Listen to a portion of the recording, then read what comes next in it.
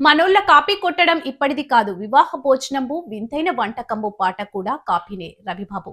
Telugu cinema all time classic మాయాబజార్లోని వివాహ భోజనంబు పాట సృష్టి వెనుక ఒక వెస్టర్న్ స్ఫూర్తి ఉందనే విషయం ఆసక్తికరంగా మారింది. ఈ పాట ట్యూన్ 1930 నాటి ప్రసిద్ధ ఆంగ్ల గీతం ద లాఫింగ్ పోలీస్ మ్యాన్ ను పోలి ఉంటుందని ఘంటసాల ఆ బాణీ నుండి ప్రేరణ పొంది దీనిని కంపోజ్ చేశారని తెలుస్తుంది. ఇటీవల ఇంటర్వ్యూలో దర్శకుడు రవిబాబు దీనిపై స్పందిస్తూ మనవాళ్లు కాపీ కొట్టడం అప్పట్లోనే ఉంది. అయితే ఘటోత్కచుడి పాత్ర స్వభావాన్ని అద్ది ఒక అద్భుతమైన తెలుగు పాటగా మార్చడం గొప్ప విషయం. సినీ రంగంలో ఒకరి నుంచి మరొకరికి స్ఫూర్తి పొందడం లేదా ట్యూన్లను కాపీ చేయడం అనేది దశాబ్దాలుగా సాగుతున్న ప్రక్రియ.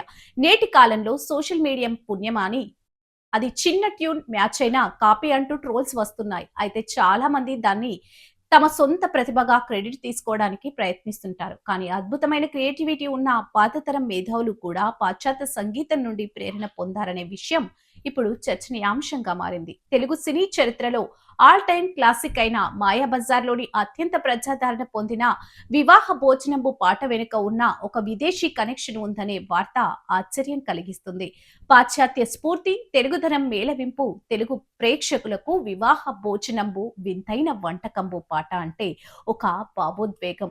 ఘటోత్కచుడిగా ఎస్వి రంగారావు పండించిన హావభావాలు, లడ్డూలు గాలిలో ఎగురుతూ నోట్లోకి వెళ్లడం వంటి ఆనాటి విజువల్ ఎఫెక్ట్ ఇప్పటికే అద్భుతమే. అయితే పాట ట్యూన్ 1930ల నాటి ప్రసిద్ధి western song the laughing policeman Charles Penrose పాడారు నుండి స్ఫూర్తి పొందిందని సంగీత విశ్లేషకులు చెబుతుంటారు. ఒరిజినల్ వెస్ట్రన్ పాటలో ఉండే నవ్వు, దాని రిథం ఆధారంగానే ఘంటసాల ఈ పాటను కంపోజ్ చేశారు. విదేశీ బాణిని తీసుకున్నప్పటికీ దాన్ని మాయాబజార్ కథా సందర్భానికి ఘటోత్కచుడి తిండి లాలసాలకు సరిపోయేలా మలచడంలో ఘంటసాల మేధస్సు కనిపిస్తుంది.